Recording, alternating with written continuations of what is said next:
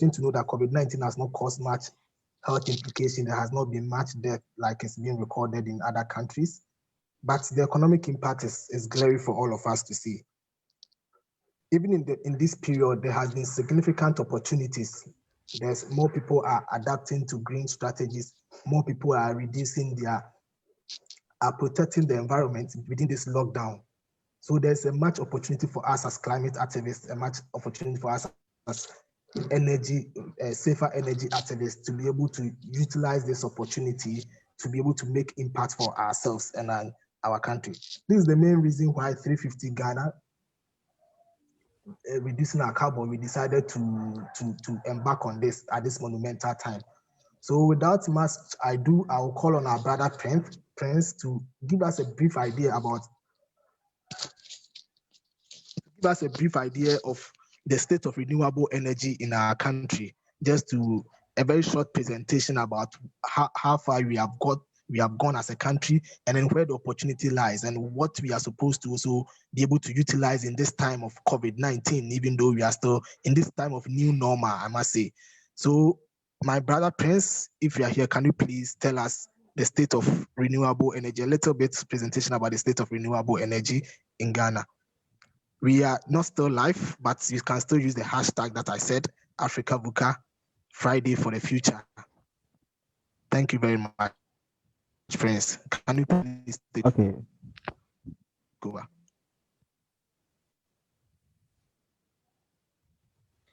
Prince, do you want to project? If you want to. Good morning, everyone. Good morning. Prince, Good morning. Please, do you want to project? So I'm talking about the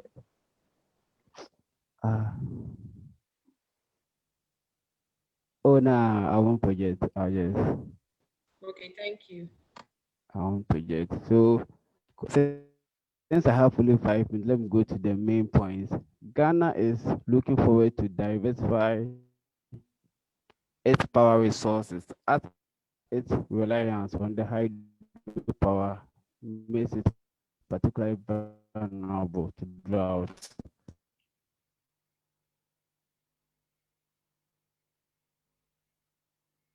So we are all aware the government has put in place the Renewable Energy Master Plan, which by 2030, we are supposed to achieve certain targets.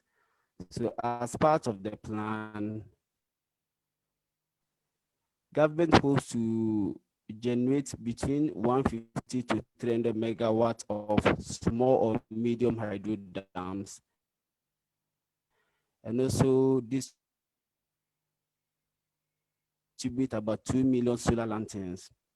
Government also intends to support households to achieve 30,000 solar home systems. Then also looking at 20 to 26 megawatts of utility scale biomass and waste to energy capacity.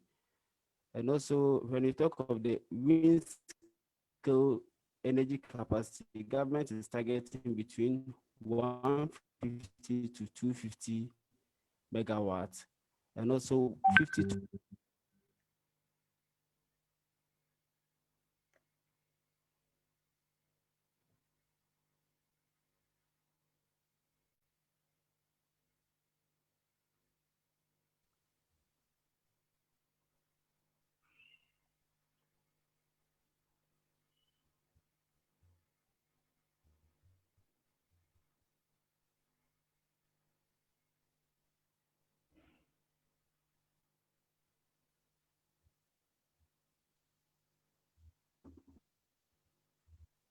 Hello, Prince.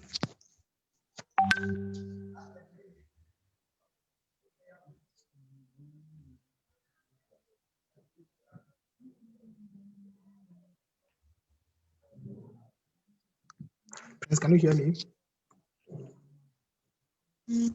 So currently there are 4 operational solar RE projects in Ghana, namely the BXC Company Limited, which is the 20 megawatts, which I spoke about earlier in the central region. Also the Surface Sana Ghana Limited, 100 kilowatt waste to energy project located at Ashama in the Greater Accra region.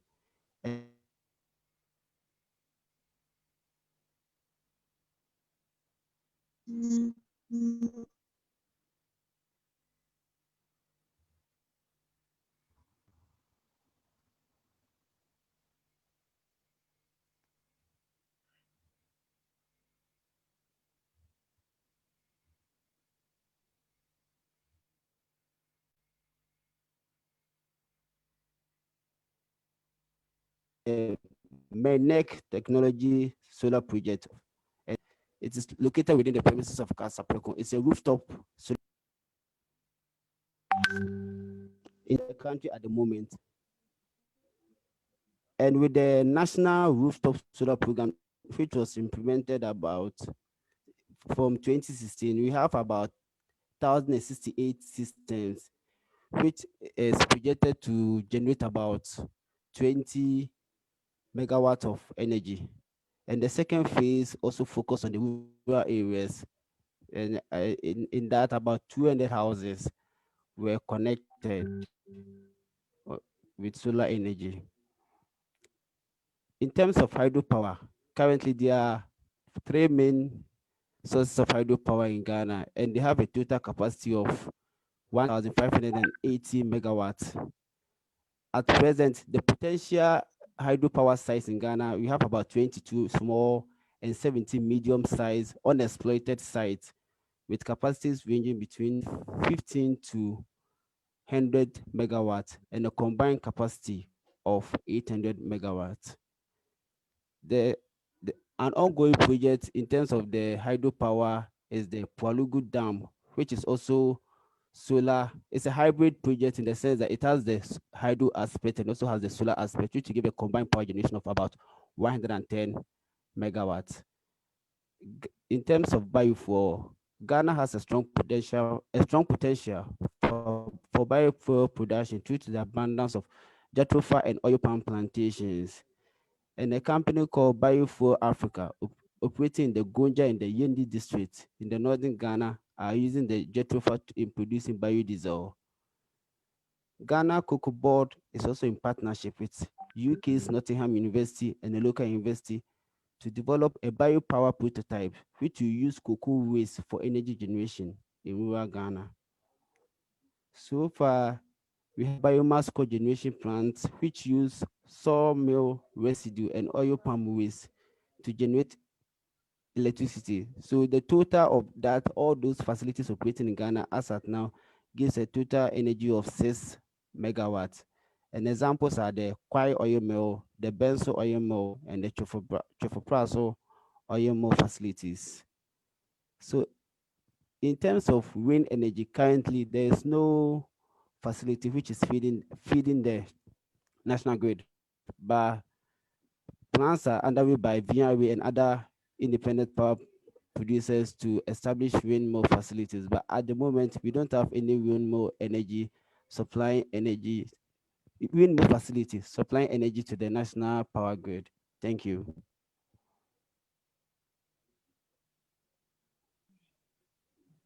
Yes, thank you Hello. very much for this. Hello, thank you very much for this lovely presentation.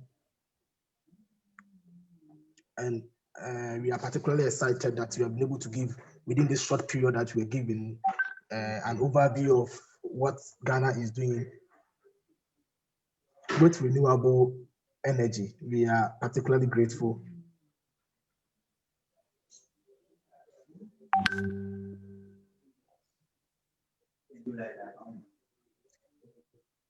And for if you are not speaking, I encourage that please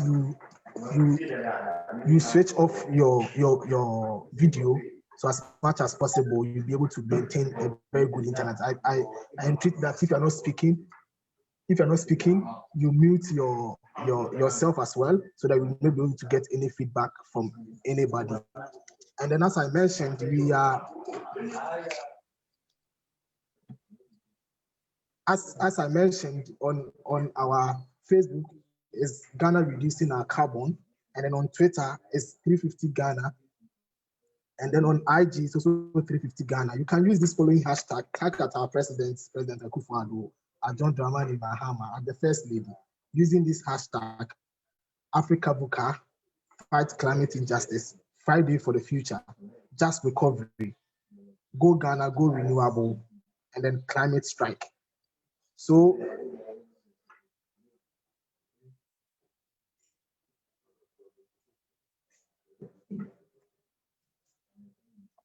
as much as possible, we are come to the all important place, which is our debate. And I'm very much excited to hear from the presentation, the weeks of preparation that all our brothers and sisters have put together. So for the benefit of those who may not know the topic we are debating on today, I will want to rehash the topic, which is COVID-19 has accelerated development progress towards renewable energy development in Ghana. So we are looking at the period of COVID-19, whether COVID-19 has been able to accelerate development towards renewable energy development in this country. As much as possible, we are using what we call the British parliamentary debating format, where we have 4 speakers for each side. With our time, we are having the men being affirmative. They are supporting that yes, indeed, COVID-19 has accelerated progress towards development in renewable energy. And our ladies are saying no. We think that nothing much has been done. I do not want to preempt whatever is going to be said. So this is what we are going to debate about. But as much as possible, we also have renowned people who are going to be our judges for today. They are very much enthused. They are very much into renewable energy. And I want to introduce them. Portia, help me as I read their bio. You please help project them for me.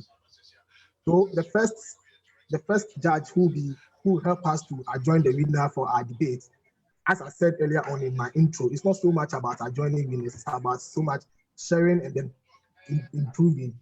Our judges have mentioned to me that they are not here to judge who did best, who did not do best. They're also here to share their knowledge. So at the end of this debate, they also have the opportunity to share. So Angela Okule is a lecturer at the Whole Polytechnic. She holds an MSc Energy Engineering from the Pan-African University of Water and Energy Sciences. She also holds a bachelor degree from the Renewable Energy Engineering from the University of Energy and Natural Resources. She has been a teaching assistant at the same University of Energy and Natural Resources, where she also served her national service. She has also worked with the Cocoa Processing Company of Ghana. She has also worked with TV3. She has also worked with the Energy Commission, and she's very much passionate about renewable energy. She's very much passionate about the future of our country. She's also a gender activist, and today she'll be part of the people who will be judging our debate for us. And then secondly, we have one of our own, somebody I know personally, who is also going to be our judge. He's in the person of Gideon Ofosu Pensa, who is a business consultant. He wants to call himself speakerpreneur. He's a radio host. He's a natural resource economist. He is the deputy director at the African Center for Energy and Environmental Sustainability, where he leads in research, training, policy analysis, advocacy on energy, mining, and environmental issues. I have met Gideon personally in several trainings in renewable energy. And when we talk about his professional background, he has held positions in non-profits and private sector as program manager, extractive policy analyst, data analyst, and has over 10 years working experience. Gideon was listed among the top 7 rising energy stars in Ghana during the Ghana Energy Awards. So he's somebody who is also an Australian award scholar and has received extensive training in natural resource governance at the University of Queensland, Australia, Central European University, where I met him personally in Hungary, and the University of Energy and Natural Resources. He holds a bachelor in statistics and MSc in energy resources. So just to let you know that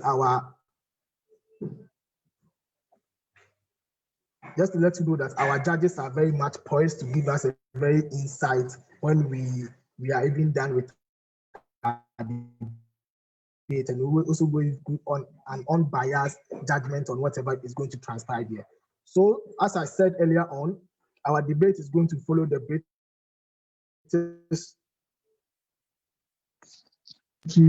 debate. Prime Minister, which are the people who are going to answer in affirmative. For in our case, it's going to be the guys. The Prime Minister is going to be Richard Mate, and then the Deputy Prime Minister is going to be Daniel. The member of government is going to be Yao Pescoba Yabua, and then the government whip is going to be John Ajay Kunkufo. He has a very powerful name, one of our old presidents anyway in this country. So we hope to hear from him. And then for the opposition, which is going to be represented by the ladies, we have the leader of opposition going to be Lady Narissa, and then we have the deputy opposition leader going to be Lillian. We have the opposition government going to be Anne, and then we have the opposition whip, which is going to be Sandra. So without wasting much time, I think that the floor is open for us to have a very insightful debate. For the Prime Minister, you are going to have 5 minutes to talk. For the Deputy Prime Minister, you're also going to have 5 minutes to talk. For the government, member of government, which is Yao Pescoba, you have 3 minutes to talk.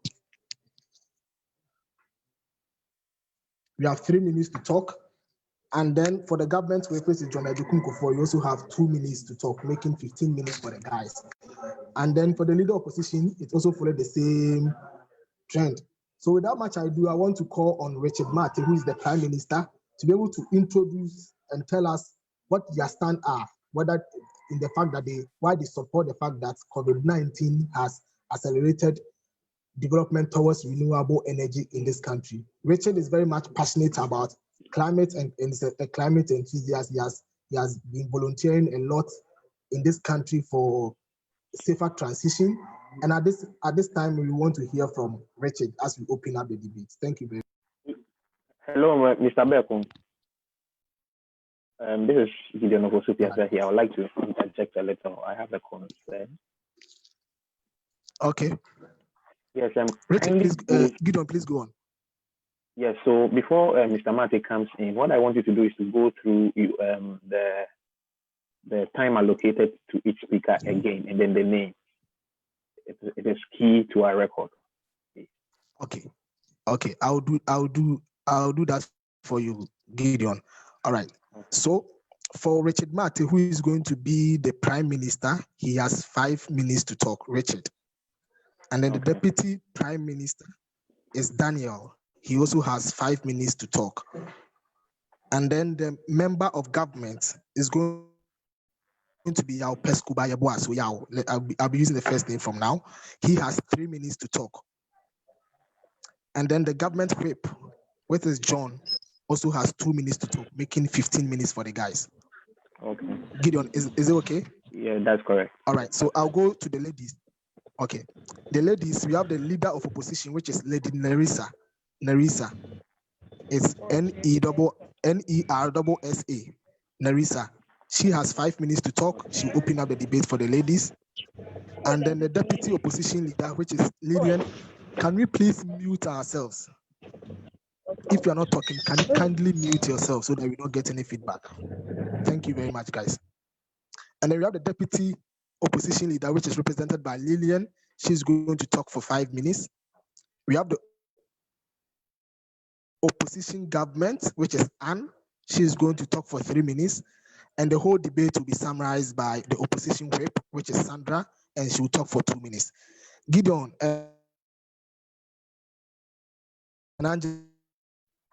Yes. Can you please confirm if you're able to get this? Yes, on my side. All right, thank you very much.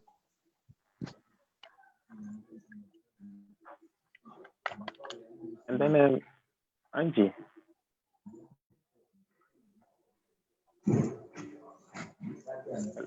Hello, Angie. Mr. Kule. I think she has something to share with us before within the spirit of transparency. Mr. Kule, please go ahead. Oh, okay, yeah. So for the scoring, we'll have 5 points. If you're able to present your information very well, you have 5 points for that. If you're able to give examples, the logic in your presentation, how you go about your that is 5 points. If you're on time, if you present it well to understanding, you have 5 points as well for all the people. Yeah. And then I think so this will be the three areas we'll base our scoring on. The information you give, the logic with examples, the presentation of your speech, and then the time. I mean, if you're able to work within the time frame, you have 5 points as well. Thank you. Thank you very much. So please, you can go ahead. So just to bring to our notice, if you are speaking for the benefit of, because you are live on Facebook, kindly put on your video so that the people on Facebook will also benefit from us. So if you are speaking, we are live now on Facebook. So if you are speaking, kindly put on your, okay, let me also do that. Kindly put on your video as much as possible. So as I said, we are tweeting with this hashtag, Africa VUCA, Fight for Climate Injustice, Friday for the Future, Just Recovery, Go Ghana, Go Renewable, Climate Strike. And then our Facebook handle, which is live, is Ghana Reducing Our Carbon. On Twitter, you can find us at 350 Ghana. On IG, it's also at 350 Ghana. Richard, over to you. Richard Mate, the Prime Minister. Thank you.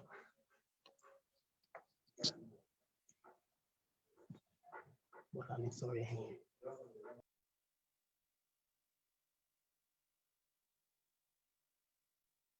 Hello. Can I be heard? Am I heard by everyone? Very clear. Okay, thank you. Right. The moderator, panel of judges, my fellow speakers, and members of opposition bench, a very good morning to you all. This virtual debate is held today on the theme COVID-19 has accelerated progress towards renewable energy development in Ghana. And I'd like to say that the COVID pandemic, since its widespread from January 2020, has imposed unprecedented constraints on social and economic activities, particularly on mobility, which with severe impacts on energy use in Ghana. However, renewable power sources so far demonstrated resilience in the face of COVID-19 crisis.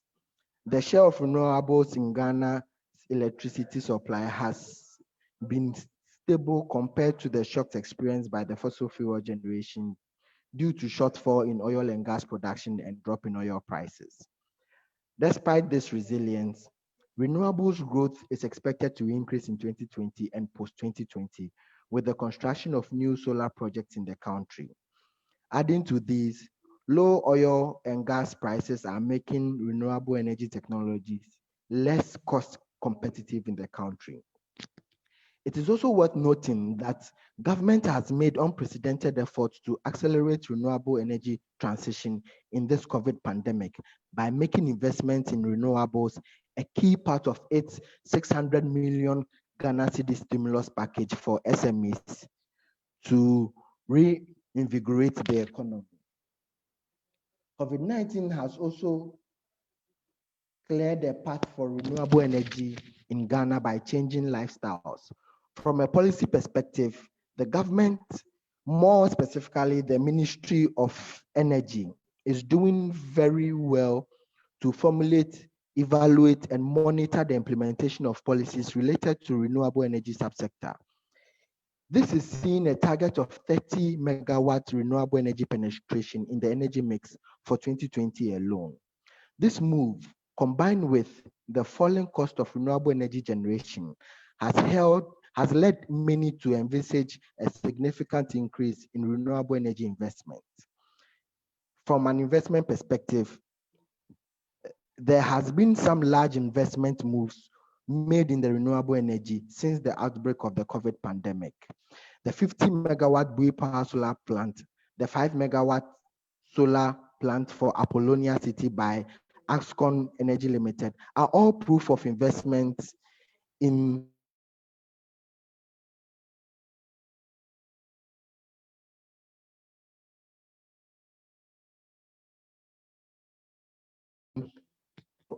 I would like to conclude by saying that the investment in renewables, whose costs continue to fall rapidly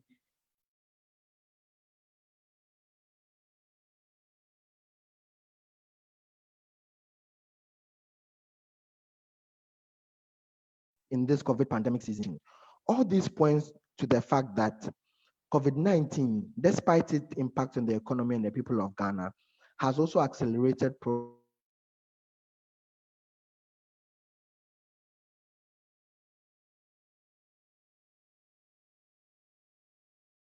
progress in renewable energy. Clear, yes. All right, Richard, thank you very much. Thank you very much for the opportunity to open up this debate for us. So the next we want to hear from our leader of opposition, which is Lady Nerissa. So just a brief bio about Lady Nerissa. Nerissa is an energy engineer by profession and believes strongly in socially responsible practice and the philanthropy and volunteerism.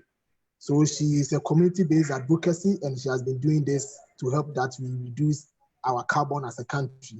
So without much ado, we want to open up and hear from the lady side, I mean the opposition part, with Lady Nerissa.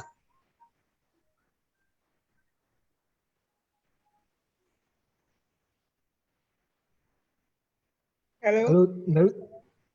Nerissa, yes, please go ahead. Good morning to our honorable judges, our respected moderator, members of the opposite team, and ladies and gentlemen of the floor. We accept the motion within the context of Ghana.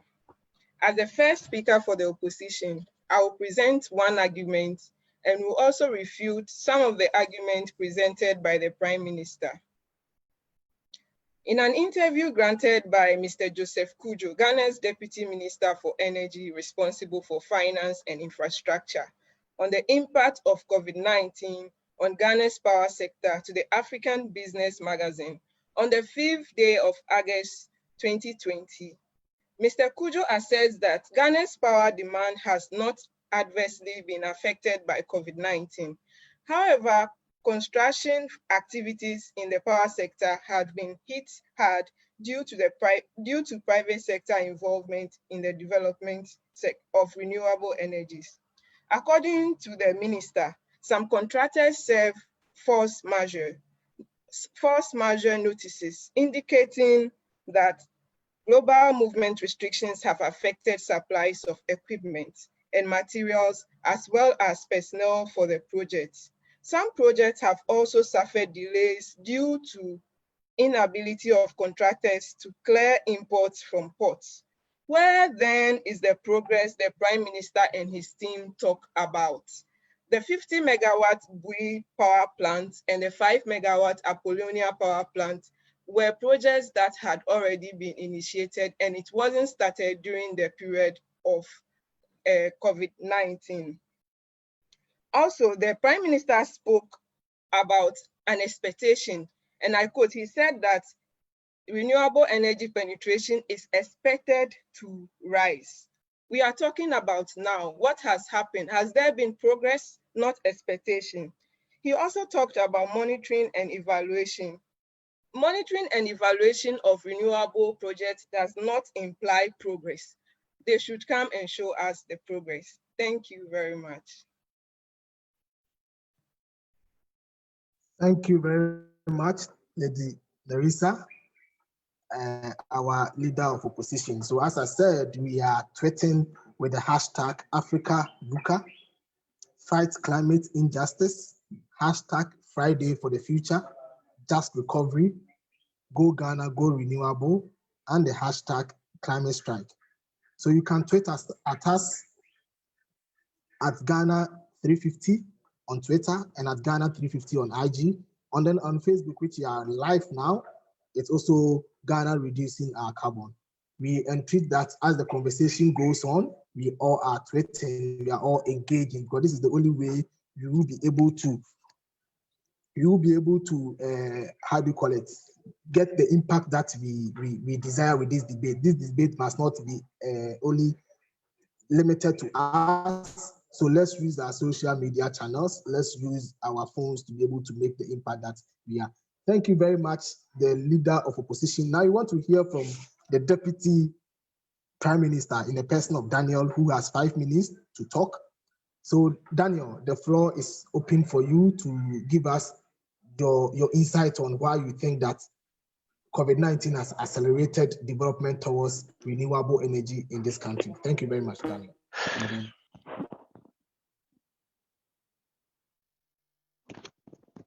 All right, thank you very much for this platform. Yeah, so mentioned. Thank you very much, the honorable panel of judges, the fellow debaters, and all.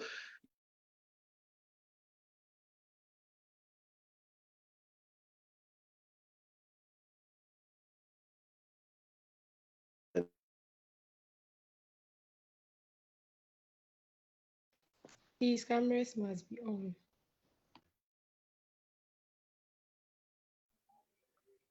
Hello, Daniel, can you hear me? So judges, just pay attention. He has not started, so maybe his time. But Daniel, can you hear me? Yes, I can hear you. Can you hear me? Okay, please. Yes, please go on. Put on your camera. Yes, and then go on. Yeah, you can hear me, right? Hello?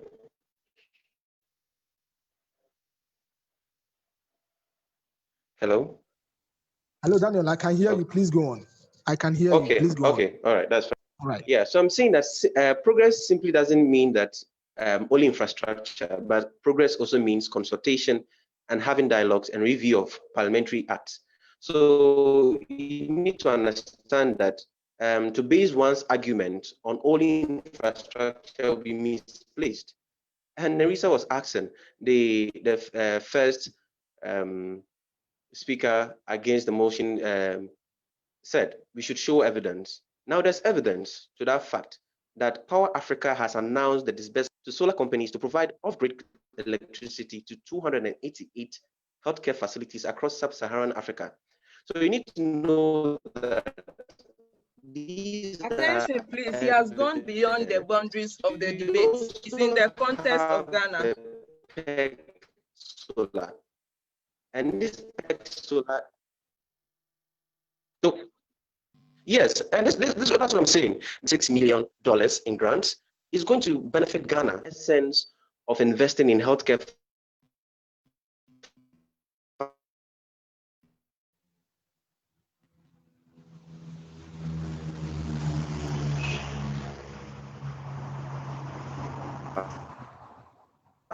I'm the only person who cannot hear Daniel very well.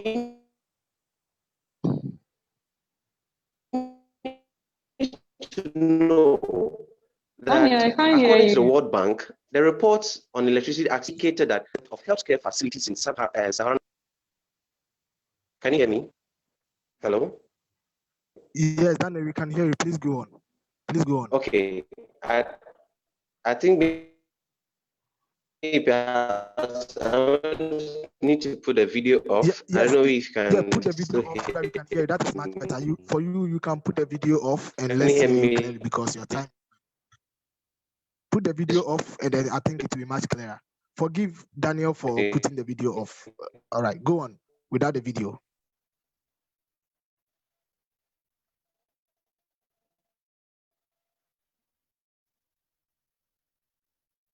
Okay.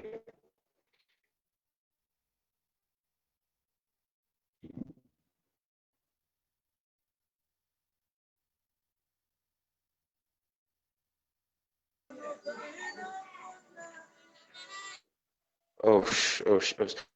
Daniel. So I'm saying that. Daniel, yes. Hello, Daniel. Please start your argument again. Right. So I'm saying that World Bank has sub-Saharan Africa doesn't have access to electricity. So you need to know that even as of 34% of the hospitals and 28% of the health clinics need to have reliable 24-hour access.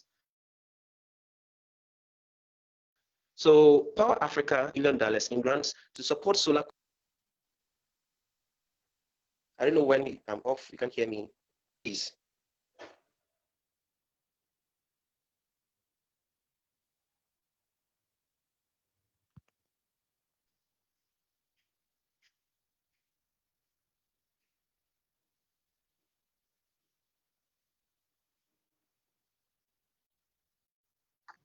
Daniel, please, we can hear you. Kindly speak, okay? We can hear you. Kindly speak. We can hear you. Can't hear you. They will let me know, and then we can go on. Please go on. Thank you.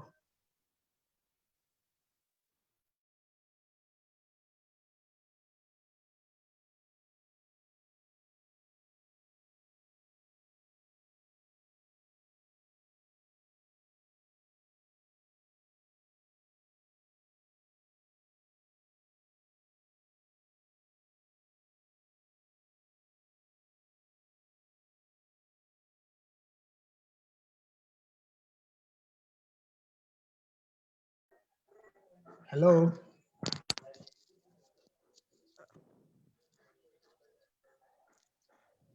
Hello, I want to suggest if any of his team members have his point, they can still come in if they have a better internet. Richard, would you step in for Daniel? No, let's give Daniel a bit of time, maybe a minute. Can somebody be able to reach out to him? Let me know if he cannot deliver on that. I think we give him like a minute to be able to get his internet working, and then we can go on. Can any of his team member reach out to him now and let us know? Yes. In the meantime, as I said, we are using the hashtag and we are tweeting at 350 Ghana. On Twitter, on IG, it is also at 350 Ghana. Follow our pages, those who have not. And then Facebook is Ghana Reducing Our Carbon, which this event, it's live for everybody to see. We are here talking about renewable energy. We are also talking about COVID-19. In as much as possible, COVID-19 has caused a bit of public outcry, a bit of public health issues, but the opportunity lies in it. This is where we want to quibble out and get out information from how it has been able to benefit, let's say, the renewable energy sector, or otherwise it has not done anything to it. And then as much as possible within this monumental time, which is on the 25th of September, what we can do with climate strike happening all over so that we can get a better future for our children and our grandchildren. This is the only mandate we have as human beings. We cannot leave this world much dangerous than we came to inherit it. This is the reason why we are doing this. This is the reason why 350 Ghana Reducing Our Carbon, we have taken up this initiative on this monumental time. And then we are live on Facebook. We can also tweet us. The moment you do that, also tweet us at our president. We want our leaders to take action with this. Our biggest concern is that Daniel, when we are in, please let me know, or maybe any of the team members want to take over from him, please let me know. As much as possible, we want to get an action from this thing. This is a decade of action. We cannot do the same thing that we were doing and be able to make sure that we are going to get a safer transition onto safer energy, cheaper and reliable energy. We cannot, at this particular point in time, be able to let our women suffer, our men suffer, our children live in a very harsh environment without access to water, either being attacked by flood or losing some of the ecosystem that we had benefited from. This is our mandate. This is the reason why we are here. Even without access to quality internet, we still want to do this thing. So as much as possible, we want to make sure that Daniel comes online, and then he will be giving them the time to make up his sorry, point. I'm back. All right, thank you very much, Daniel, and then you can take over. So you can start now. Okay, thank you very much, and apologies for the network errors.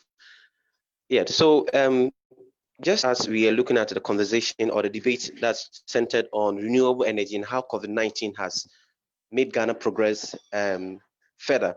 Now, progress simply means development towards improved or a more advanced condition. And we have the situation here that we have the situation here that Power Africa announced the disbursement of $2.6 million in grants to solar companies to provide off-grid electricity to 288 healthcare facilities. Now you realize that the impact, COVID-19 made us to understand the essence of investing in healthcare facilities. Now, PEC Solar is the one who is going to carry out the project in Ghana here. So Ghana is a beneficiary because Power Africa understood the need to invest in healthcare facilities, and healthcare facilities need a 24-hour power access so as to power the essential devices, medical and sterilization equipment, and other things which are needed for the medical process. Now, Nerissa, the first speaker against the motion, was mentioned that we should mention projects. This is just the first project, which is international, and Ghana has been added because Ghana is part of the sub-Saharan, is part of the countries in the sub-Saharan Africa. Now, let's zoom in closer to Ghana. Now, the prince who gave the introduction speech and all that around overview of renewable energy in Ghana mentioned the Palugu Dam. Now, Palugu Dam is something you should take notice of, and it's something that we shouldn't underestimate, because to address water and food scarcity and also ensure efficient energy supply, the Palugu Dam needs to be constructed. And the parliament was in session amid the COVID-19. So this is the issue where we need to understand that progress in COVID-19, progress in renewable energy in COVID-19 cannot be underestimated. And to only look at the conversation that there were projects that were started in 2016 and completed in 2020, it's a flawed argument.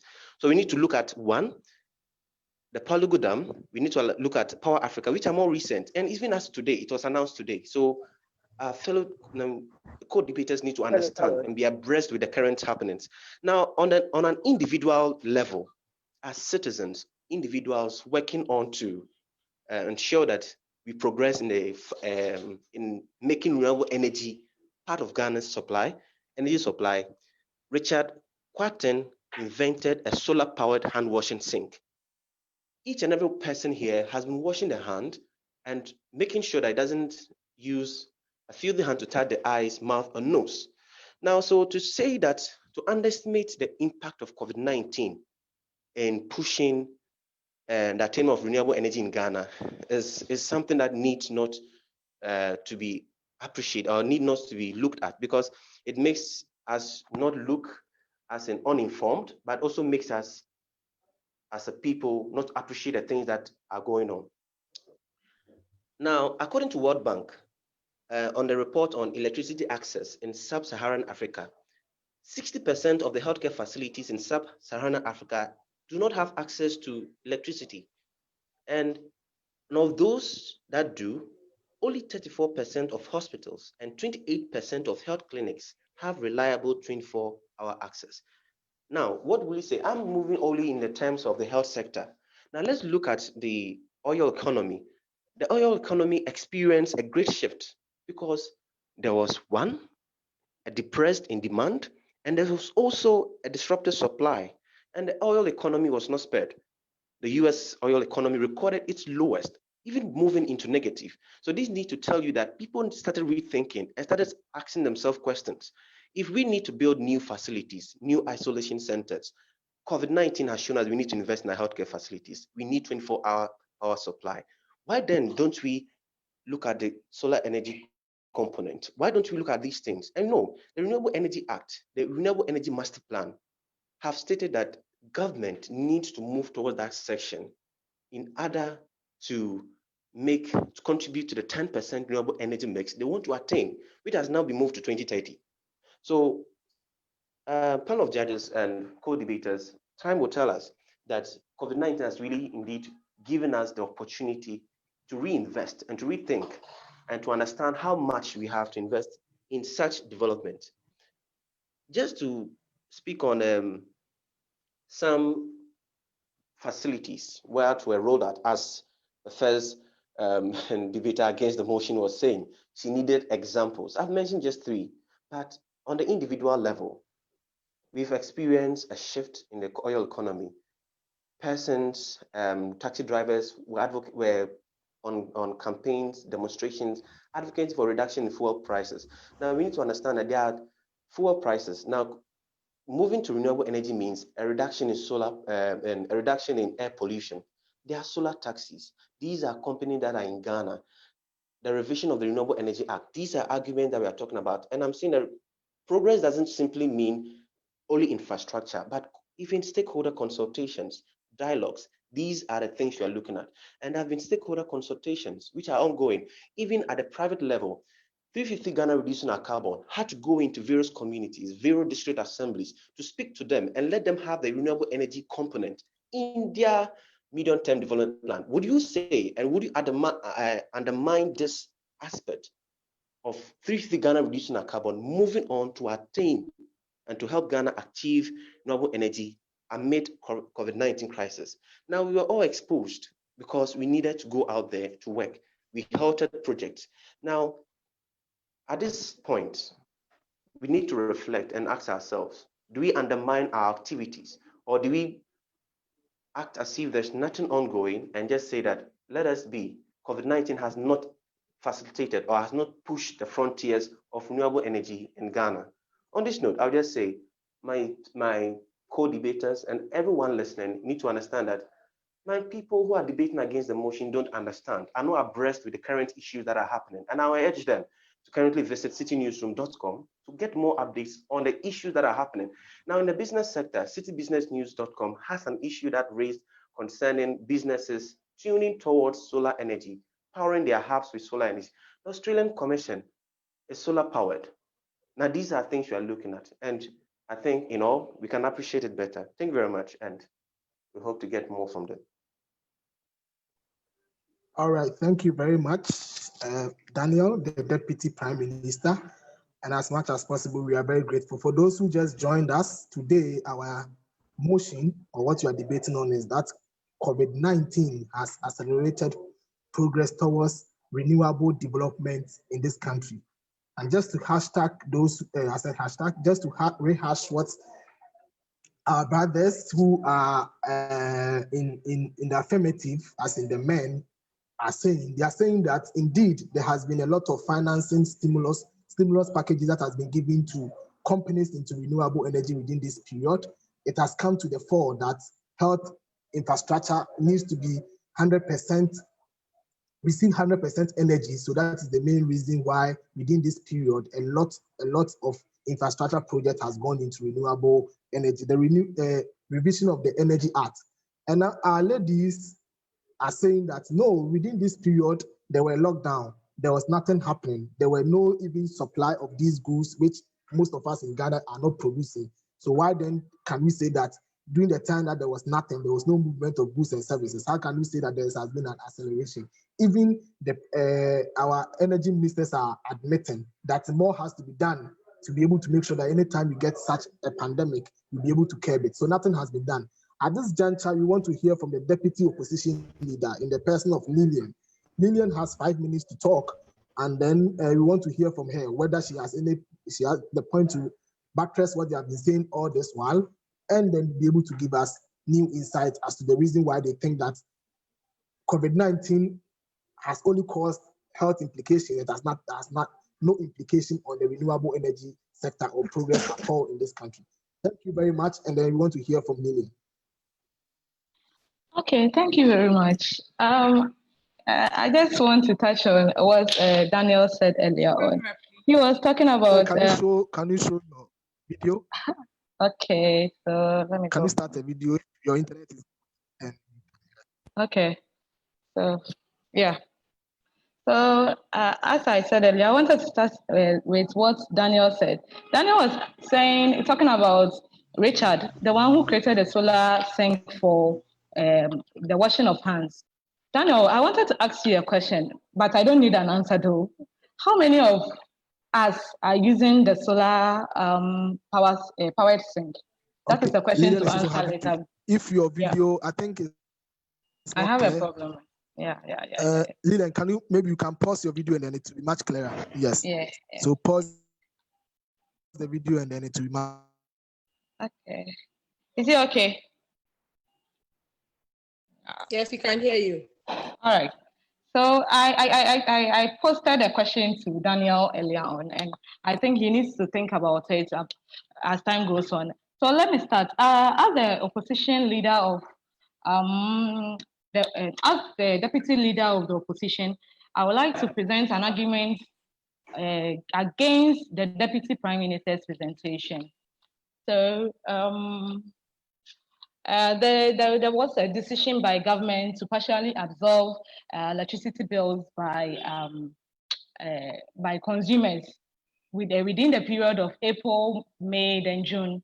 And it's good, it's in the right direction, and we appreciate it. But let's come to think of it. According to the Minister of Energy, that is Mr. Peter John Amewu, the electricity supplied by the government to cushion the effects of COVID-19 pandemic on Ghanaians would cost 1 billion Ghana cedis. Okay, honorable members, this estimate could have been used to build mini grids to support the energy sector.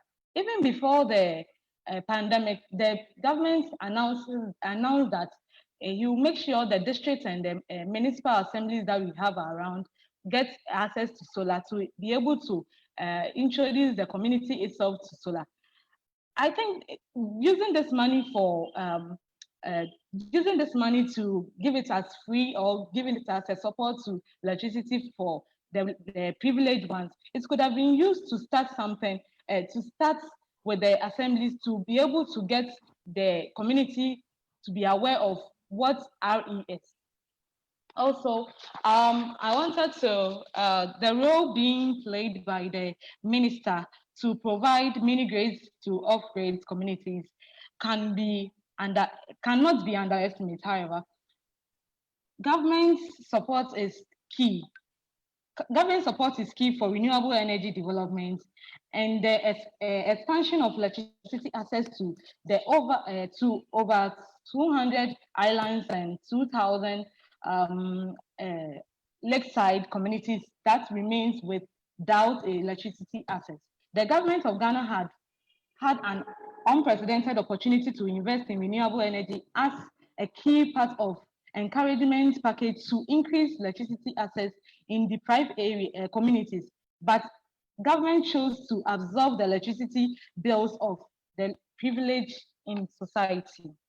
Also, government COVID-19 has firmly underscored the fundamental roles that access to reliable electricity plays in protecting health and well-being and in supporting essential public services. A lack of access to electricity in some parts of the country have severely compromised people's ability to overcome the health and economic impact of the COVID-19 pandemic. Investing in renewable energy, whose cost continues to fall rapidly, can stimulate the job creation and economic development while reducing emission and contributing to government's efforts to combat COVID-19. Also, I'm coming. Please, I'm coming. Okay. Also, during COVID-19, the danger caused by the pandemic led to a huge damage of resources for facilities. Due to this, government's implementation and implementing bodies had priorities higher than the development of IEs in the country. Finally, I want to conclude by saying that let's come to the company level or the institutions that are providing renewable energy accessibility. How many of these companies or how many of these NGOs or World Banks comes to how many of them bring their ideas on board that are being executed? It's a main talk. They just talk about it, but the companies in the company level is not being done. It's not being done, and I think our Prime Minister and his team needs to think about this very well, because in our view as the opposition, renewable energy have not been able to achieve during the COVID-19 pandemic. Thank you very much. All right. Thank you very much, Lillian, for this insightful presentation that you've given to us. We have taken notice of it, and to rehash whatever you were saying, in one way or the other, trying to say that why would the government, if the government want to actually increase renewable energy in our energy mix, why would the government be giving free electricity Thank access or 50% you. electricity access to household who could benefit from it, whilst they could have given such investment into upgrade communities in this country. Thank you very much. So we are still live on Facebook at Ghana Reducing Our Carbon. You can tweet us at 350 Ghana. And then you can also be part of this conversation on our IG page as Ghana at 350 Ghana on IG. And as much as possible, as I mentioned, we should actually get engaged with our social media platform. This is the only way to let people understand what we are doing here. It is a very close sector, but as much as possible, we can be able to accelerate the change that we want. We could be the change makers that we want. So tweet at our president, let him know that the youth of this country are making a firm argument for the fact that we want to have renewable energy in our energy mix.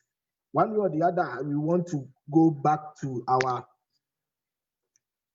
affirmative, those who are speaking in the affirmative, that indeed COVID-19 has accelerated renewable energy development in this country. And then now we have the member of government, which is going to be represented by Yao Pesco Bayeboa. Yao is a quality assurance analyst, and then he is also very much passionate about the environment. He has been volunteering for a lot of environmental organizations, and he's also an active member of 350 Ghana Reducing Our Carbon. So Yao has 3 minutes to present their case, and then to rehash whatever they have been saying over this 10 minutes that their Prime Minister and the Deputy Prime Minister have been talking. So over to you, Yao. Can you please hear me? Yeah, I can hear If you can hear me, please take over. You have 3 minutes. Thank you very much. Okay. Mr. Moderator, panel of judges, fellow debaters, opposition debaters, ladies and gentlemen. Our opposition team said that during this COVID-19 period, a lot of projects and activities came to a standstill. But I beg to differ, with the sense that even during this period, GCF, the Green Climate Fund, released a sum of almost $3 million for Ghana to implement the National Adaptation Plan. And the National Adaptation Plan hopes the government of Ghana wishes to use the NAP process to build back better, ensuring that the post-COVID-19 recovery investment and stimulus packages are climate resilient. So a number of district assemblies, about 20, applied for this facility, and most of them, because they're in the COVID-19 period, most of their activities were took into consideration renewable energy, in the sense that at the end of the day, since the NAP process is to target climate with the introduction of our project, we will be able to achieve the same purpose. And also, with the dwindling prices of crude oil on the stock market, industries were not able to forecast and project their energy bills for the future, despite the relief package given by the government. My opposition was talking about government providing relief package. Because the fuel prices are not stable, they are moving up and down. In this industries cannot project, so they're rather looking at alternative sources of energies. And with renewable energy, for that one, you know that it's one investment, and you're not boosted by the price of sulfur on the market. So because of that, most industries are switching onto that. A classical example is the Special Ice Company factory located within the Equipment area, which inaugurated a 1 megawatt solar project recently. And also, the UK government has released an amount to support called the Green Loan, and a sum of $23 million to support rural Ghana in the construction of solar powered water facilities and this project was released. The funding for the project was released during this COVID-19 period. And I want to add that in the area of health, during this COVID-19 period, Ghana, the private sector developed the infectious disease center, and it's a 100% green facility, and it is the part of the energy is provided by renewable energy. So I'll say, despite the COVID-19, donor agencies, companies, world organizations were releasing finances and support grants and loans for RU project. And because the prices of crude oil is not stable, industries are now shifting their focus from the from the fossil fuel to renewable energy because the price of fossil fuel are not stable now. Now the OPEC countries, that's the oil producing countries, are reluctant to invest more into the exploration and the production of fossil fuels. So now companies are now looking at alternative sources, which is giving way for the renewable energy to emerge. Over the last 2 years or so, about two-thirds of the major investment in the energy sector has been those investments have gone into the renewable energy sources. And I, I want to affirm what my other debaters are saying, that renewable energy, in fact, has thrived well during this COVID-19 period. Thank you.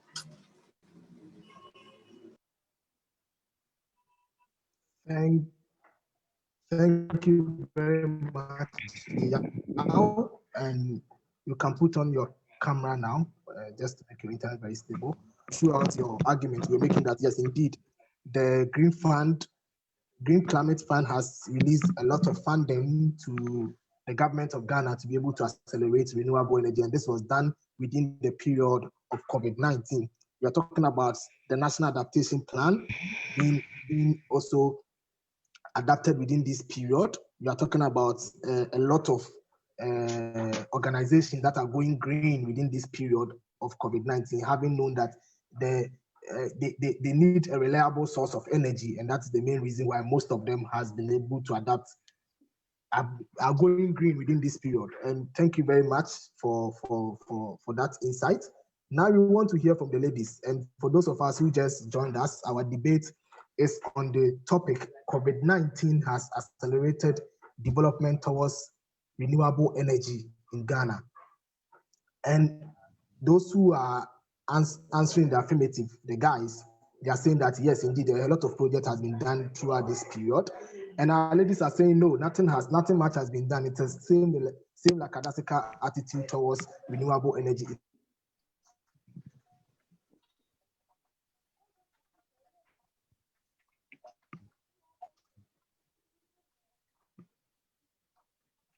The same late services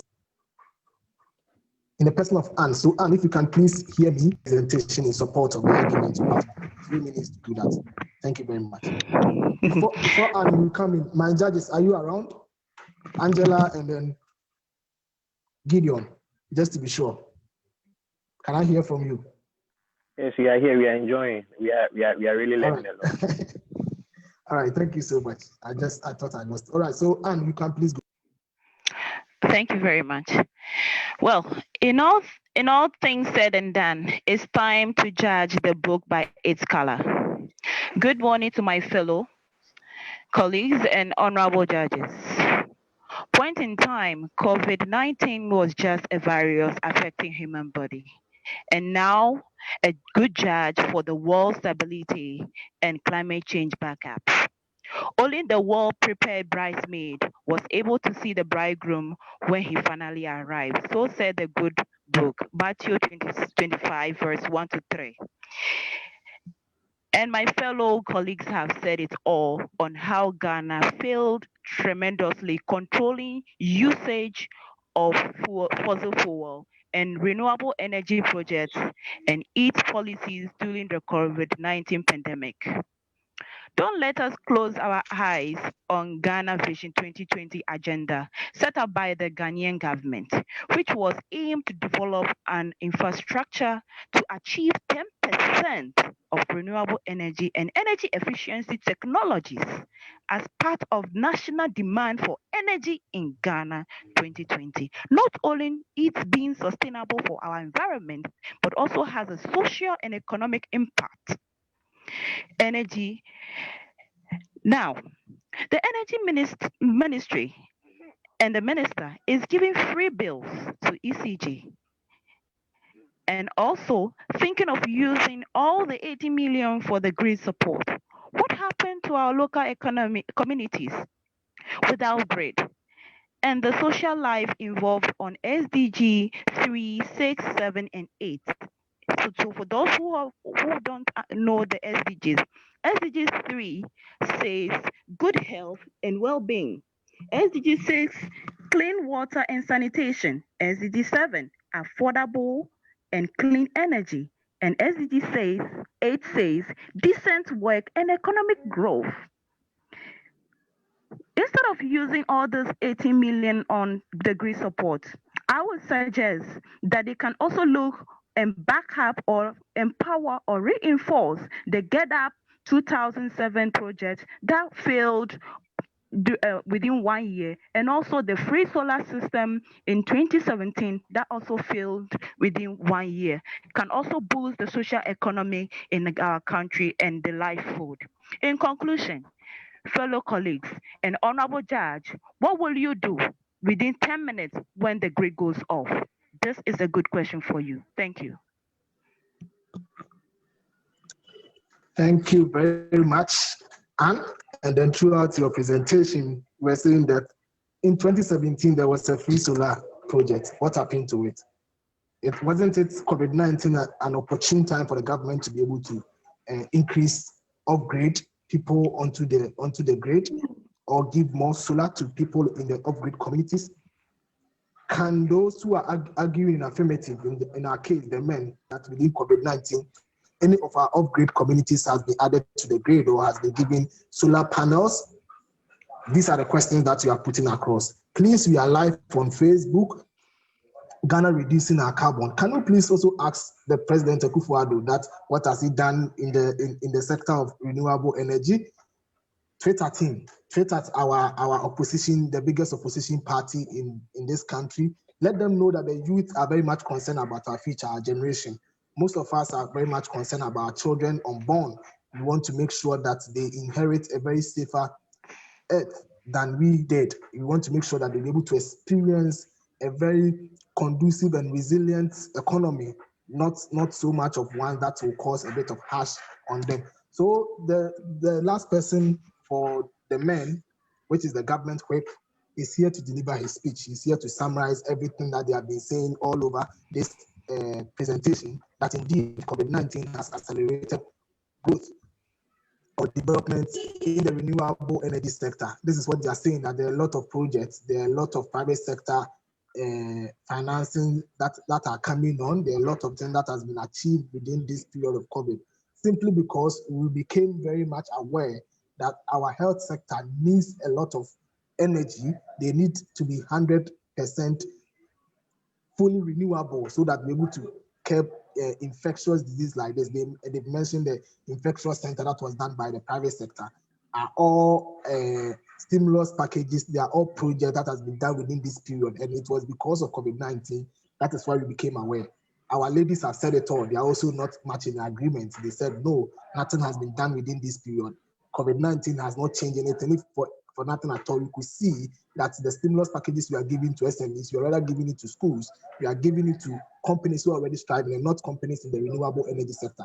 This is Climate Friday, this is Climate Strike, this is for our future. So just using the hashtag, just Recovery Friday for the future, fights for climate injustice, Africa VUCA, and Go Ghana, Go Renewable.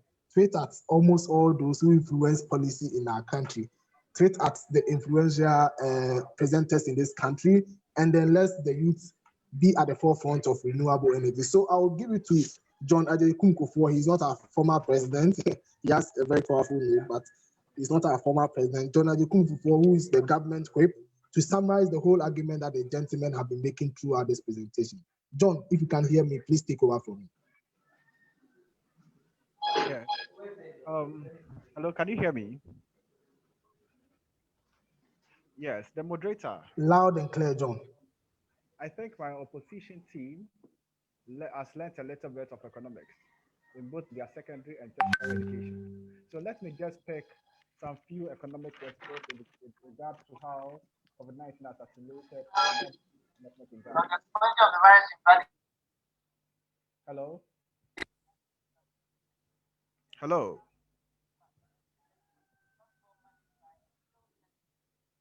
Hello?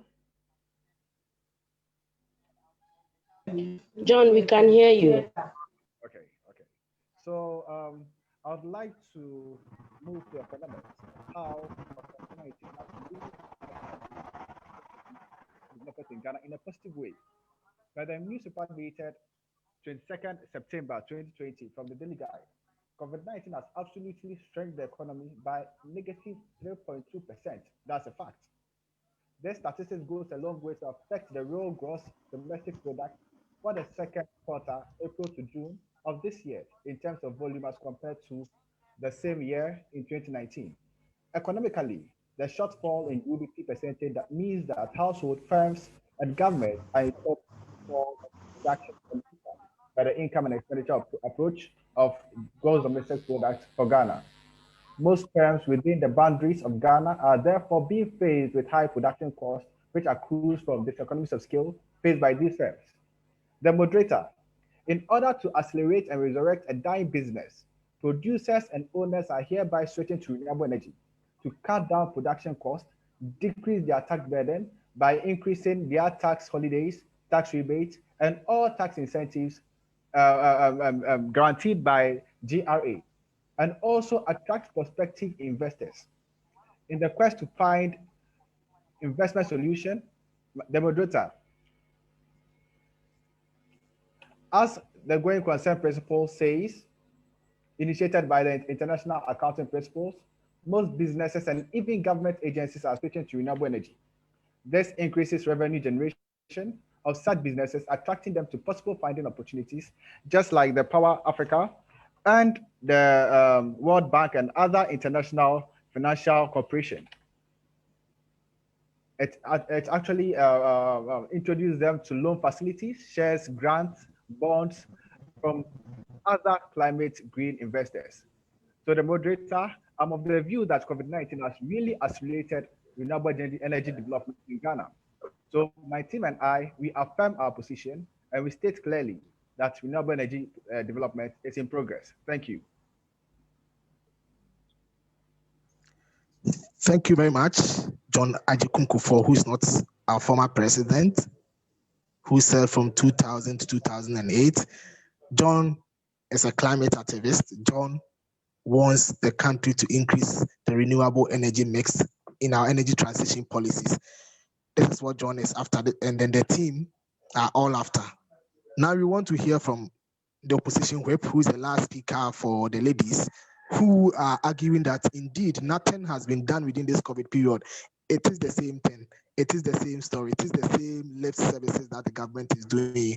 We cannot pinpoint any significant renewable energy projects or any significant activity towards renewable energy adoption or increasing the renewable energy in our energy mix within this COVID-19 period. It's the same thing. Nothing has been changed.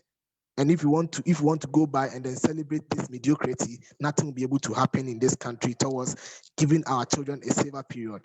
A better world is possible. We know that is why we are all here and we are arguing.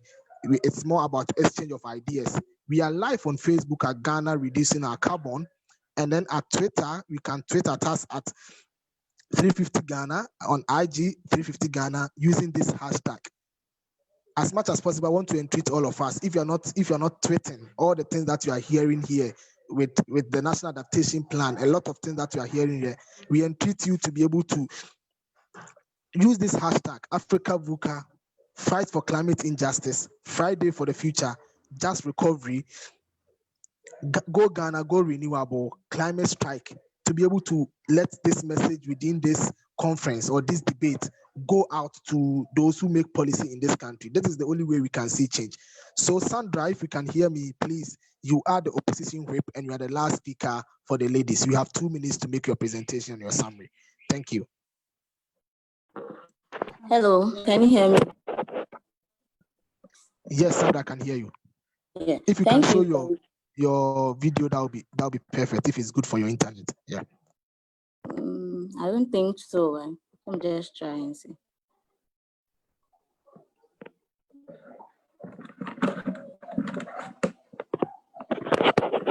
Hello. Loud and clear, Sandra. You can take it from there.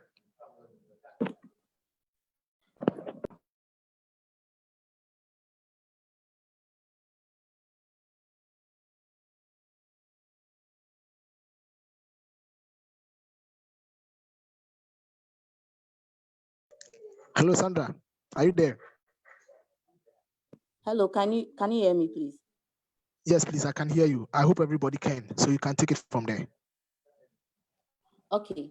So, honorable judges, I just want to ask the main speaker a very simple question. He was talking about revenue generation. I want to ask at where. Look at when this COVID-19 came in, our young women or young men who are into who work at the renewable energy companies, because of the lockdown, they were all at home. Some of the trainings that were for them, some of the trainings that were supposed to the training that they were supposed to get so that it would empower them, it's all moved online. Look at this morning, even this debate that we are doing, we are all in one way or the other struggling with the network. So if these young people are supposed to have such cumbersome trainings online, are you sure they'll be interested enough? Are you sure they would love to talk about renewable energy? During the COVID-19 pandemic, you can see that the damages caused by the pandemic really had a huge demand on resources for infrastructure, covering the cost of damages due to this. Government and then the implementing bodies had their own priorities than the development of renewable energy. So for me, or for my team, what we are trying to say is that honorable judges, our respected moderator, members of the opposition team, ladies and gentlemen of the floor, the time for us as a nation to take a critical look at the renewable energy sector is now. Thank you. All right. Thank you very much, Sandra, for summarizing your whole point. You said there's no better time than today, the 25th of September, 2020, for the government to look at the renewable energy sector. COVID-19 wasn't an opportune time for them. They mixed it. I mean, COVID-19 is still going on, but the government missed the opportunity to increase renewable energy or increase development towards renewable energy in this country. The government have missed it. But the gentlemen are saying no. It's a very clear indication. Maybe we are not there yet, but there was clear improvement which has not been done even in other period. So this is the end of our debate, more or less. But before that, I want to thank all of you for preparing. Using this British parliamentary debate means that you need to think on the spot. You need to be able to analyze issues. And this is what you have been able to exhibit here. It is not so much about adjoining winners. It is about the fact that you'll be able to use this forum to effect the change. Our ultimate objective is that after this debate, to be able to have a policy paper addressing it at our Ministry of Energy, to be able to make sure that we, the youth, are very much into getting safer and clean and affordable energy for everybody. Be able to make sure that our off-grid community in this country, if they must be put on any energy solution at all, it must be something that is safer for our children and our children unborn. So before I will hear from our judges, which they've already mentioned to me that they're enjoying this moment, we want to hear a word or two from our colleagues who have not had the opportunity to talk. So our audience, anybody at all, will be able to speak. This I must state, and I have the power to be able to end your submission if you are going to make a valid judgment on the thing that has been said. I do not want to hear anybody say that, oh, I think that the gentleman has won. It is not in your purview to do that. Here, if you want any submission at all, you can argue in favor of any of the side, but we want to hear from you whilst our judges also prepare to give us our submission. So anybody who wants to speak, you can raise your hand and then I will call you to be able to make a submission. This is an opportunity for us to contribute to the debate that has happened. You can take any stand, but please do not let us know that these are the people who won or you think that these are the people who won. Make your own submission. Who wants to make a submission? We have about 7 minutes to be able to do that whilst we wait for our judges to also make contribution. But whilst doing that, whilst you prepare your thoughts to be able to give also your insight on this topic that we are discussing, that COVID-19 has accelerated progress towards the development of renewable energy in Ghana. This is what we've been debating for the past 40 minutes, I must say, even within this internet sketches. But we are still live on Facebook at Ghana Reducing Our Carbon.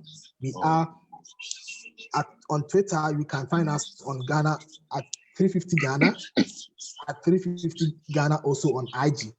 And then we are using this hashtag, Africa VUCA. We are saying that hashtag fight climate injustice, hashtag the Friday for the future, just recovery, and then go Ghana, go renewable, and the climate strike. So can I hear my first person who wants to make a submission?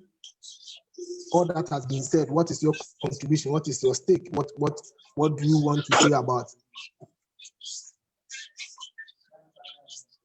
Anybody? Anything at all? Can all of us hear me? This is an opportunity for us to also contribute to make our point. Yes, hello. Hello. Joseph? Yeah, hello. Yes. Hello. Yeah, can you hear me, please? If you have a yes, please, I can hear you, Joseph Lamte. I can hear you. Please go on. All right. Yeah. Good morning or good afternoon. Yeah, it's more of morning. Good morning to everyone. Yeah, I listened to both participants, and I will say that was very, very massive. And I would like to say that in the course of this pandemic, it has really alerted every organization that no one was expecting this to happen. And moreover, every organization have their, should I say, work plan for the year. And all of a sudden, this thing came in. And it has really made each and every organization to find a way of every project that they have in mind or every project that they want to implement with a means that they can do that. And lo and behold, it's very good that we have this Zoom application, because formerly we used to meet and then interact and then see how best we can move forward renewable energy. And I would like to say that since we are in an election year, I believe each political party has brought out their manifesto. We should try as much as possible and then read for various parties' manifesto, and then the one that is supporting renewable energy. I'll urge everyone to support that particular. I'm not saying particular party, but out of the manifestos that came out, the ones that are supporting renewable energy, we should go in for that, because that is what 350 GROC, that is what we have ahead of us. That at the year 2030, we should be able to achieve an amount of a percentage of renewable energy. And truly, it will be very good if we are able to do that. And I don't have a doubt. I know with the various volunteers on board, I believe strongly we'll be able to achieve that, because we've once done some before when we tried to stop the establishment of coal power plants, and truly we were able to achieve that. So I believe the team, and I know the team will never sleep until whatever is ahead of us, we've been able to achieve it. That is what I would like to say. Thank you. Thank you very much, Joseph. And then I also want to hear from others as we await our judges to also give their submission. As I said, this is more of sharing of ideas to be able to. Hello, who wants to take over? Yeah, hello. Go on. Yeah, hello, I can hear you. Please go on. So yeah, I must say I have really enjoyed the arguments from both sides. Like Louise, you rightly said, it's not really about who wins or who loses. But then as young advocates, this is a fair opportunity for us to present our case to our leaders that there has to be a just transition from fossil fuels to renewable energy. So we always hope that every situation that presents itself, let them realize that it's about time that we start focusing and start investing more on renewable energy so that the just transition will happen. Like you said, those who are yet to come are in a better position because they have people like us to advocate for the right things. So we just have to keep advocating more. And I want to thank all the the speakers from both sides, because they have enlightened us. I've got to hear some of the things in the renewable energy sector that I didn't know at first. So thank you, and then let's just keep the fire burning. I must say, as young advocates, let's keep the same energy. Let's keep always doing what we do, so that that just transition we've been seeking for will be realized. Thank you. All right, thank you very much. And then we still have some few minutes to hear from other people. So that is it. Hello, please take over. Okay.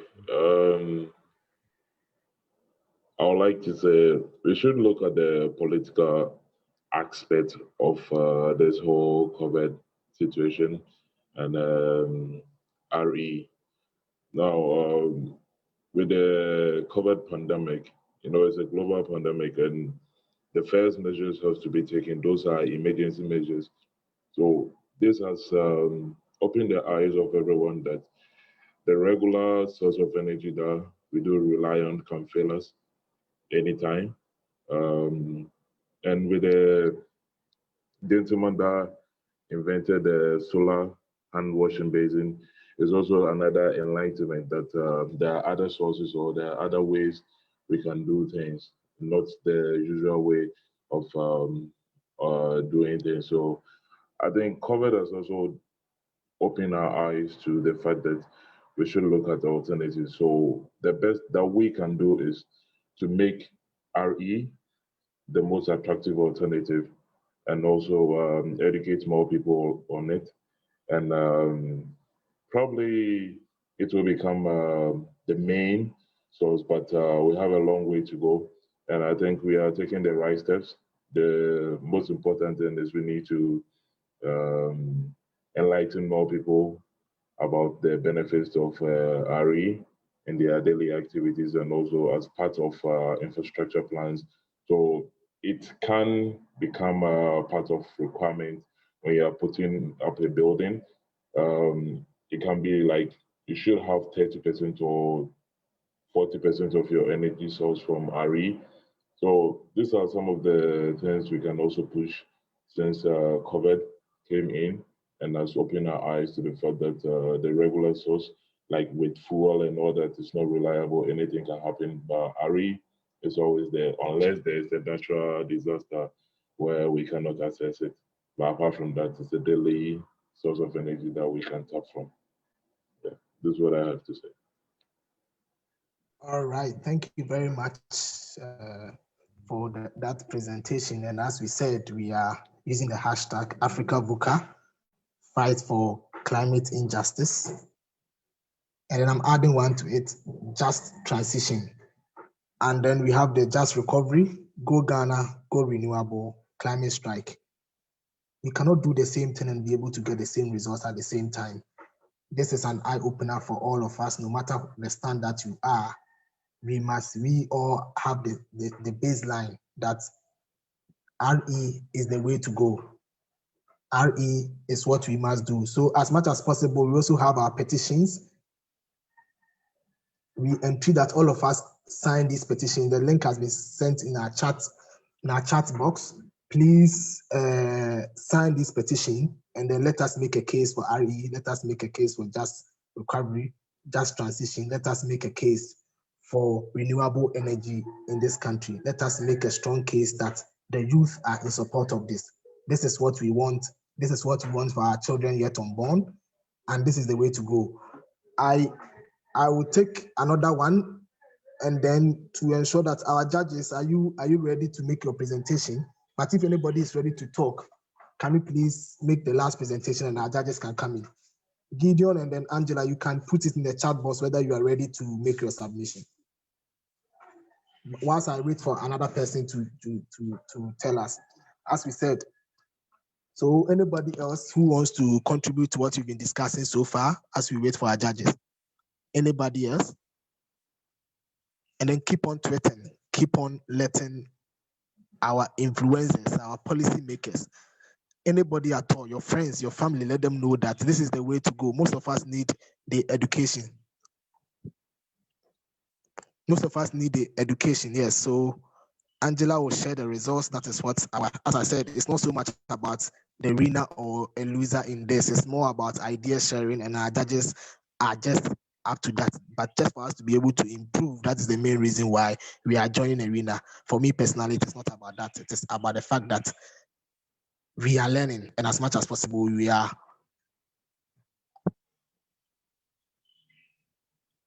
learning, and then as much as possible, we are engaging the community. We are raising awareness. This is the course. This is our mandate. So I'll give the floor to Mr. Gideon Pesa, who wants to make a submission. It's also part of our judges, and then Angela will be the one to tell us about the winners, and then we proceed from there. So Gideon, if you are ready, can you please take over?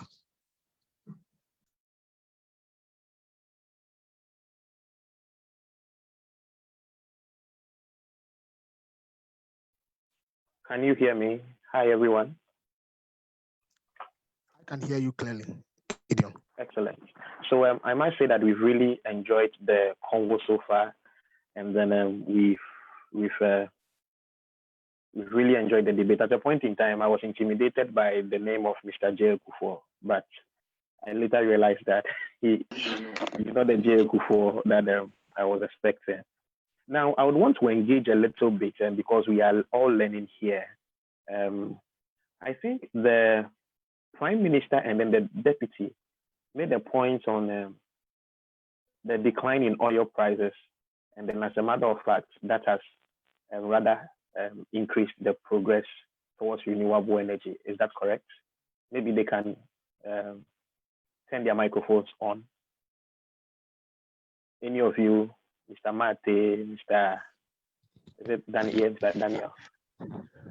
Yeah. So this will not be part of your overall points. You just want to learn and then take it from there. So don't be scared. Anybody can also contribute to what Mr. Pesa is also saying. All right, go on, Daniel or Richard. Yes, we are saying that renewable energy is leveraging on that to make an impact in the economy. Can we explain how, maybe the transmission mechanism?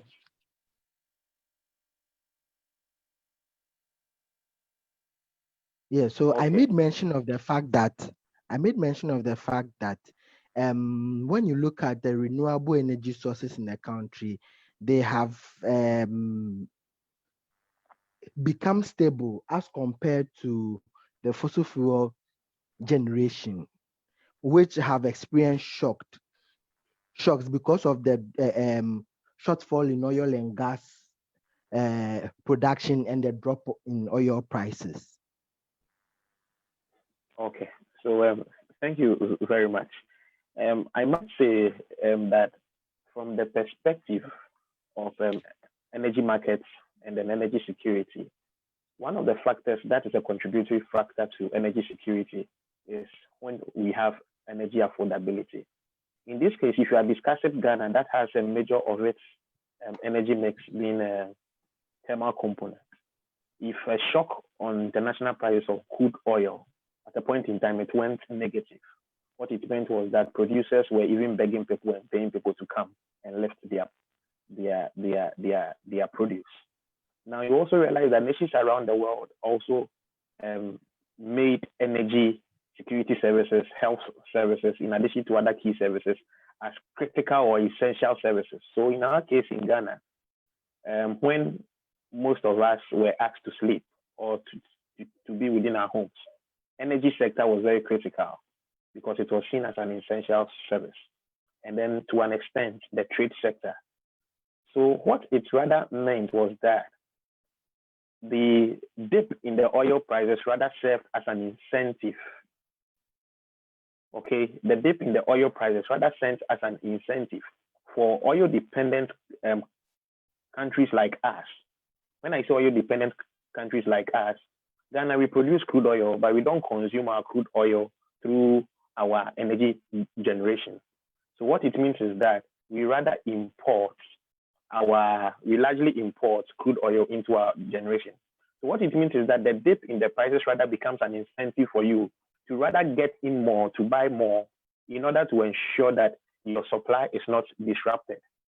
Again, how that would have rather triggered fall in renewable energy prices was that because renewable energy, the solar panels, the batteries are manufactured, and then because they are manufactured, and all these companies who manufacture them from the sources are energy intensive companies. So probably they would have rather consumed more energy in producing more because there was an increase in renewable energy demand.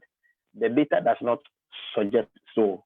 So when you're looking at it from the perspective of energy security, affordability is rather a trigger for increased consumption in fossil fuels. High prices rather becomes a disincentive when it comes to the consumption of renewable energy. So that is something that I wanted clarity on. I realized that the Prime Minister and then the Deputy repeated this point over. Again, you realize that there was this issue of the examples of Bui, Ascon Solar by Apollonia, and then the review of the Renewable Energy Act as some of the progresses made. But from where I sit as an industry watcher, all these were not triggered by renewable energy. All these were not triggered by COVID-19. We started, the project started long time ago. The 50 megawatts that we are expecting by the end of the year started way before COVID. And then without COVID, progress would have been made. The review of the Renewable Energy Act without COVID, it would have already been done because late last year, there were engagements with some sections of civil society to send input before it was recently advertised in the papers. After using the act for about 9 years, and then after achieving some of its purposes, the ministry felt that it needs to be reviewed to become sensitive to the to existing issues.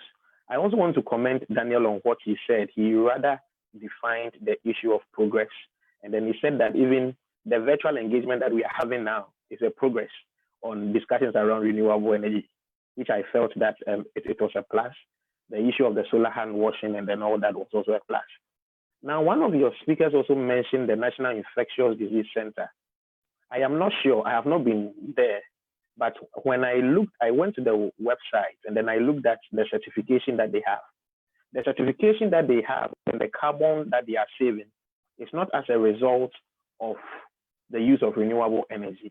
It is rather as a result of the building design, which is more green and energy efficient. And then the lighting and the devices that they are using, that is more energy efficient. I called one of the project engineers when that point was made, and then he also confirmed to me that there's nothing like solar or any other form of renewable energy that is being used. There is also the point of the National Adaptation Plan. The National Adaptation Plan, I think by Pescoba, he raised that point of the National Adaptation Plan. You realize that the issues of, and then about $3 billion has been released. You realize that for Ghana to receive such a money, it is a journey. And then with or without COVID, that money would have come. Because if you look at the journey so far, between April and then October 2019, the EP has held series of stakeholder meetings. They've held series of stakeholder meetings on this. And then in October 2018, for instance, Ghana developed and published a National Adaptation Plan framework. And then this framework clearly defines the visions and principles of adaptation planning in the country. So when you look at the timeline and then even the expected outcomes of these money, the first is to ensure that central level systems and processes are developed. The district level systems and processes are also enhanced. It is to provide an enabling environment to promote private sector investment in adaptation, and then also to encourage learnings in national adaptation. So with or without COVID, anyway, that money would have been triggered. So basically, that is what I would also want to say. And then there was this issue of the 1 megawatt special ice solar facility. It was also not driven by COVID. If you talk to the developers of the project and then those who work at specialized, it was driven by the fact that they have been incurring high energy costs in their production, which was significant. So as a matter of fact, they wanted to a lesser cost component. So what they did was that they were to go solar. So it was triggered, and then the project was started way before COVID-19. And then the point of that 50% that was given to us to enjoy by the president as a COVID-19 relief rather serves as a disincentive to RE penetration, because you realize that it rather serves as a disincentive to RE penetration. Always high prices of energy rather compels consumers, private sector, to rather hasten their transition to renewable energy. But if you rather subsidize and then people enjoy, then the decision of rather transitioning quick would be deferred anyway. So these are my thoughts, and then I felt that as we have also learned from you, we should also have a discussion around that. And then I've also identified some advocacy points. The president has, we don't know who will be in government next year, but there's a promise of some number of district hospitals that will be constructed. I'm told I think it's about 88 district hospitals that will be constructed as a way of building our resilience as a country in the health sector. It is very important that as an advocacy point, we advocate for the use of hybrid systems. And then these, so that we increase the reliability and then the issues of affordability when it comes to our health facility. And then I repeat again, the Ghana Infectious Disease Center was an opportunity for us to incorporate renewable energy. But of course, you know, there's some of the constraints which comes with this, including high initial costs. And then, so because of that, probably the developers would have thought through again. So these are my thoughts. So I'm open if there is an engagement or a point that we want to discuss. Thank you very much, Mr. Beko. Thank you, Gideon, for the opportunity. And then I don't know whether maybe anybody also want to make a submission on. We are all learning. So this is just an open part that we all want to engage. I may come in later on, but yes. So if anybody also wants to say something, Daniel, Mate, the gentleman, if you want to say, even the ladies. If you disagree with me, it's fine. Let's discuss. Hello. Hello, Mr. Mate. Yes, I would like to thank Mr. Gideon for the enlightenment in this. As he has rightly mentioned, this is all a learning process for all of us, and it was good that we had an experienced person of his caliber here to educate us on some of these things, so that in as much as yes, we are sending a message out there, we are also learning as young people, so that by the time we get there, we would have built ourselves with the right ammunition to adequately effect the change that we have started. It's a process, and I want to say thank you to our judges. Yeah, thank you. All right, thank you. And I think that we may want to take a submission from Angela, if Angela is now ready, so that you can make the submission for us, and then we can be ending, because we are gradually getting to the end of our project, our debate. But as I said, let's keep on tweeting, let's keep on having the engagement. This is the only time that we can have more engagement after this show, right? More or less. This is a very limited time that we have. So yes, we can still take on what Mr. Gideon's submission and say that yes, indeed, there's a trigger. Even though consultation started in a whole lot of time, my intuition will tell me that what triggered it for us to be able to move it ahead. Indeed, yes, I agree that the infectious center has no renewable energy component. So that is it for education. I also know about that. But in terms of the national adaptation plan and other things, I think that there's also a trigger. That is what is happening within this period. That's why the gentlemen were mentioning. And then we are also very much grateful for the insight. So Angela, if you are ready, we can take your submission, and then we. Hello, Angela.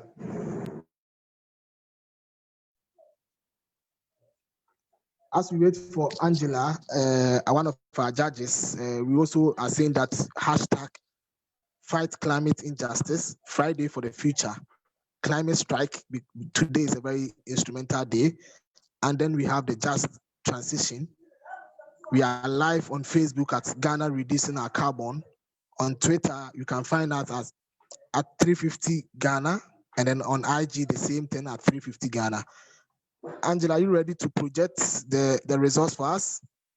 More or less, I'm not so much into it. It's about the fact that we've all been able to learn, and per the discussion we've had so far, it was very much an insightful discussion where we've been able to establish and re-establish facts of our thinking, and this is very much engaging. Angela. Hello, Angie. If not, hello. Yes, maybe Gideon, if you are privy access to the results, though. Yeah, if you have the access to the results, I think you can do it for us because I think she's off. Okay, thank so you very as much. the electoral commissioner. Okay, so basically, this is how the results went. We felt that those who spoke against the motion, that is the ladies, had a natural advantage, okay, to the issues because they had more examples to cite to disagree to the fact that the advent of COVID-19 has really not stimulated progress. So I think their first speaker, that is Ms. Neres Ankude, was very forceful with her points, and then that was excellent. But what happened was that unfortunately, the supporting speakers were not able to reinforce her points.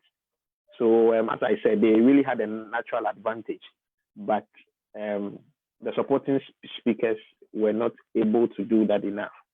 So they scored a total of 96%. That is, we put our results together. I can disaggregate if we want, but we put our results together, and then, sorry, they had 96 points, not percent, 96 points. And then with the guys, they did well in probably making arguments. Of course, as I said, they were also at a disadvantage because looking at the situations and then the examples that they needed. But they really articulated their points. They really did a lot of study, and then they provided us with information, the issue of the ASCON projects, and all that. Yes. Although, as I said, these were not triggered. In my view, these were not triggered by COVID-19, but you realize that they've really shared with us a lot of information that we can take home. So they also had a total of 98 points. So basically, that is that. So 98 points for the guys, and then 96 points for the ladies. Thank you very much, Mr. Benko.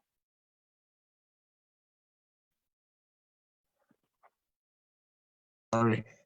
The dial is cast, and then thank you very much, our judges. As much as possible, we are very much grateful for this feedback that you have given us. We see it more of a feedback than more like a results declaration. So you are not an easy. I demote you now.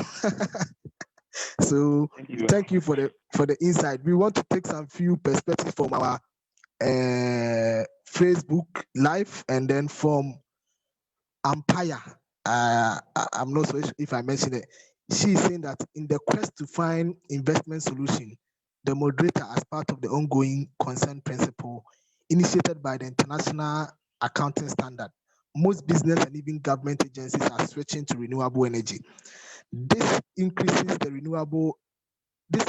revenue generation of such businesses, attracting them to possible funding opportunities in the form of shares, grants, bonds, and sometimes loans from these climate green investors. I support the guys. Thank you. This is from Empire. And then there's one person, Christine. There is a solution in addition to the solar power. Have you seen the movie? Wow. And then Anita Boaji said, I find incredible John's submission. So some people these are the submissions coming from our Facebook. We are still live, and we want to continue to engage other people, continue to move this conversation forward. So we are coming to the end of our presentation, and as moderator, I'm particularly grateful for the insight that has been shared, even within this internet hustles that we always have doing things like this. All of us have stayed glued to those of us on Facebook, those of us joining us on Twitter, those of us who are also tweeting or using the our IG pages as well. We've stayed glued to this, and then we are very much grateful. We also want to express our sincerest gratitude to our judges. They've spared their time, they've spared their insight. Angela, Gideon, this will not be here. We've established this connection and we continue to engage you. Thank you so much. It was within a very short period, but you decided to accept and then join us.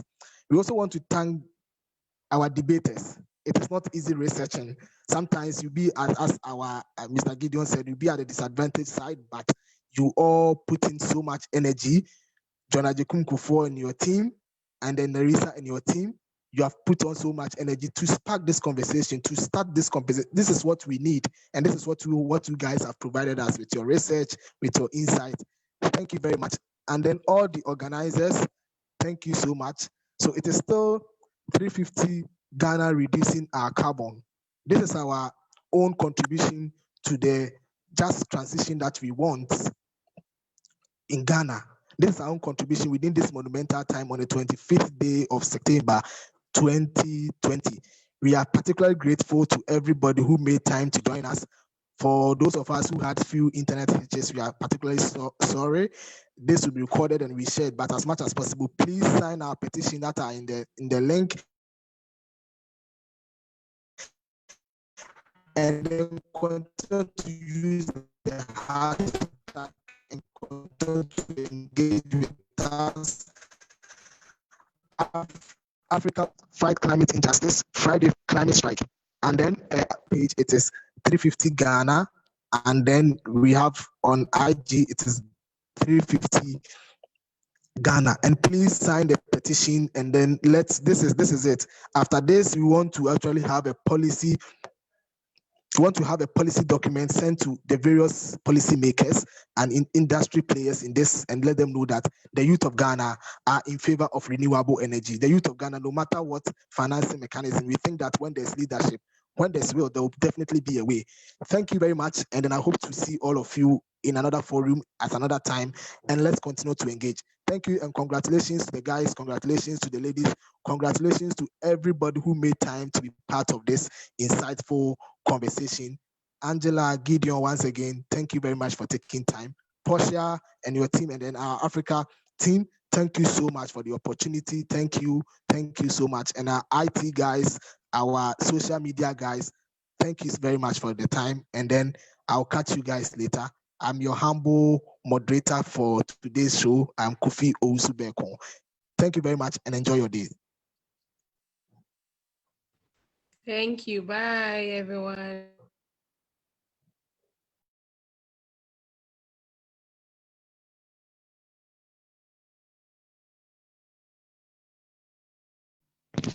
Bye-bye.